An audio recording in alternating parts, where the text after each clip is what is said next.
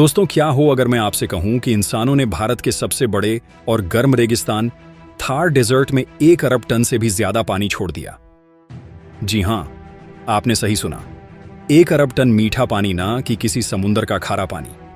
यह कोई गलती नहीं थी, यह सोची समझी नेक्स्ट लेवल की प्लानिंग थी।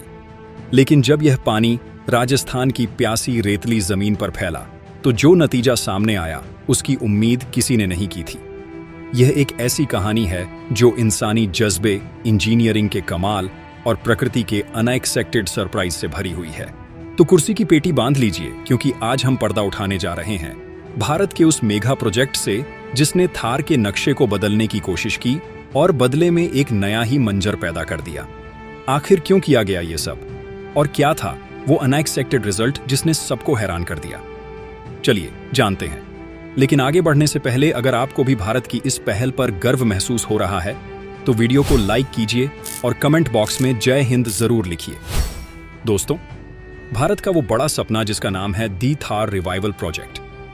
सबसे पहले यह समझना जरूरी है कि भारत ने इतना बड़ा रिस्क लिया ही क्यों।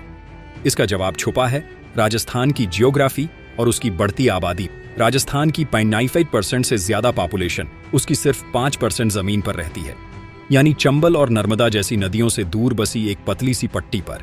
सदियों से यही नदियां और भूमिगत जल भारत के लिए जीवन का सोर्स रही हैं। लेकिन बढ़ती आबादी का पेट भरने के लिए और लोगों को रहने के लिए नई जगह देने के लिए भारत को अपनी इस सीमा को तोड़ना जरूरी था। हमें जमीन चाहिए थी, ऐसी जमीन जहां खेती हो सके, जहां नए शहर बसाए जा सके। और हमारे पास जमीन तो थी, बेशुमार जमीन, लेकिन वो थी थार रेगिस्तान की बंजर जमीन। तो 1990 में एक बहुत ही एम्बिशियस सपना देखा गया। सपना था रेगिस्तान को हरा भरा करने का। इस सपने को नाम दिया गया द थार रिवाइवल प्रोजेक्ट, या जिसे हम मरुधरा प्रोजेक्ट के नाम से भी जानते हैं।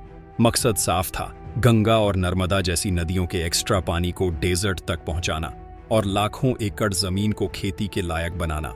इंजीनियरिंग का कमाल, द मास्टर प्लान। अब सवाल यह था कि यह होगा कैसे? गंगा नर्मदा का पानी रेगिस्तान तक कैसे पहुंचेगा? यहां पर इंसानी दिमाग और इंजीनियरिंग का असली जादू शुरू होता है।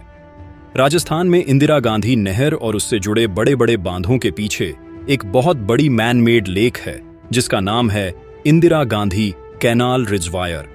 यह भारत की सबसे बड़ी आर्टिफिशियल झीलों में से एक है। प्लान यह था कि इसी रिजर्वायर से पानी को पंप करके डेजर्ट में भेजा जाएगा। इसके लिए बनाया गया एक मैसिव पंपिंग स्टेशन, जिसे मरुधरा पंपिंग स्टेशन के नाम से जाना जाता है। यह कोई मामूली पंपिंग स्टेशन नहीं है, यह दुनिया के सबसे बड़े पंपिंग स्टेशनों में से एक है। इसमें लगे 20 जॉइंट पंप्स इतने पावरफुल हैं कि वह हर दिन करोड़ों क्यूबिक मीटर पानी को 50 मीटर से भी ज्यादा ऊपर उठाकर एक नई बनाई गई कैनाल में डाल सकते हैं। इस कैनाल का नाम है महाराणा प्रताप कैनाल। यह कैनाल एक लाइफलाइन की तरह है जो रिजर्वायर के पानी को रेगिस्तान के अंदर सैकड़ों किलोमीटर दूर तक ले जाती है। यह पूरा सिस्टम एक इंजीनियरिंग मार्बल है। सोचकर देखिए, एक नदी के पानी को ऊपर उठाकर एक बंजर रेगिस्तान के सीने पर एक नई नदी बहा देना। पहला नतीजा, दी अनएक्सपेक्टेड थार लेकक्स। प्रोजेक्ट शुरू हुआ और मरुधरा पंपिंग स्टेशन ने पूरी ताकत से रिजर्वायर का पानी खींचकर महाराणा प्रताप कैनाल में डालना शुरू कर दिया। पानी रेगिस्तान की तरफ बहने लगा। सब कुछ प्लान के मुताबिक चल रहा था। लेकिन फिर हुआ वो जिसकी उम्मीद शायद प्रोजेक्ट बनाने वालों ने भी ऐसी नहीं की थी। साल 2000 के आसपास जब रिजर्वायर में पानी का लेवल बहुत ज्यादा बढ़ गया तो एक्स्ट्रा पानी को इस सिस्टम के जरिए डेजर्ट के नीचे गहरे हिस्सों, डिप्रेशंस में छोड़ दिया गया। धीरे धीरे यह पानी वहां जमा होने लगा और सैटेलाइट इमेजेस ने जब इस एरिया की तस्वीरें लीं तो पूरी दुनिया हैरान रह गई। जहां कल तक सिर्फ मीलों तक पीली रेत दिखती थी, वहां अब नीले रंग की विशाल झील बन चुकी थी। इन्हें नाम दिया गया थार लेक्स। यह एक सररियल मंजर था। थार के दिल में अनजाने में ही इंसानों ने कुछ नई विशाल झीलें बना दी थी। यह प्रोजेक्ट का पहला और सबसे बड़ा अनएक्सपेक्टेड रिजल्ट था। इन झीलों ने लोकल इकोसिस्टम को बदलना शुरू कर दिया। वहां परिंदे आने लगे, मछलियां पैदा होने लगी। एक बंजर जमीन पर जिंदगी के नए निशान दिखने लगे थे। मुश्किलें और चुनौतियां, दी हर्डल्स ऑन द वे। लेकिन हर बड़े सपने की राह आसान नहीं होती। मरुधरा प्रोजेक्ट के साथ भी ऐसा ही हुआ। शुरुआत में जो जोश था वह धीरे धीरे कम होने लगा। इसके पीछे कई कारण थे। पहला पैसा। यह प्रोजेक्ट बहुत ज्यादा महंगा था। इसके मेंटेनेंस और ऑपरेशन में बहुत खर्च था, और जितनी तेजी से प्राइवेट इन्वेस्टमेंट आने की उम्मीद थी उतनी तेजी से आई नहीं। दूसरा, टेक्निकल प्रॉब्लम्स। रेगिस्तान की जमीन को खेती के लायक बनाना सोचना आसान है, करना नहीं। जमीन में नमक सैलिनिटी की मात्रा बहुत ज्यादा थी, जिसे आम फसलों के लिए ठीक करना एक चैलेंज था। साथ ही डेजर्ट की तेज धूप में पानी बहुत तेजी से इवापोरेट हो जाता था, यानी पानी की बर्बादी भी हो रही थी।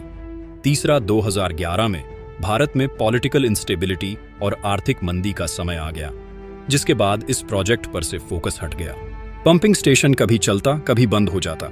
थार लेकक्स का पानी भी धूप में सूखने लगा और उनका साइज छोटा होने लगा। एक समय ऐसा लगने लगा था कि यह महान सपना रेगिस्तान की रेत में ही कहीं दफन हो जाएगा। एक नई शुरुआत, द ग्रैंड कमबैक। लेकिन कहानी यहां खत्म नहीं हुई।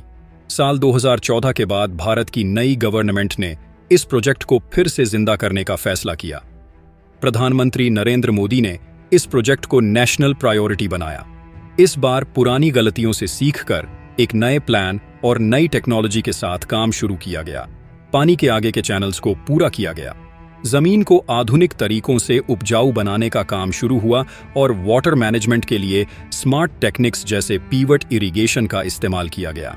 आपने ड्रोन शॉट्स में रेगिस्तान के बीच गोल गोल हरे खेत देखे होंगे। वह पिवट इरिगेशन का ही कमाल है। इससे पानी सीधा फसलों की जड़ों तक पहुंचता है और बर्बादी कम होती है। सरकार ने खुद बड़े पैमाने पर यहां गेहूं, बाजरा, खजूर और दूसरी जरूरी चीजों की खेती शुरू की, ताकि देश की फूड सिक्योरिटी को मजबूत किया जा सके। आज की हकीकत और भविष्य के सवाल। तो आज वहां क्या हालत है? आज अगर आप थार एरिया को देखें तो आपको एक हैरान करने वाला नजारा दिखेगा। एक तरफ मीलों तक फैला रेगिस्तान है और दूसरी तरफ उस रेगिस्तान के बीच में लाखों एकड़ जमीन पर हरी भरी फसलें लहरा रही हैं। यह प्रोजेक्ट अब पहले से कहीं ज्यादा सफल है।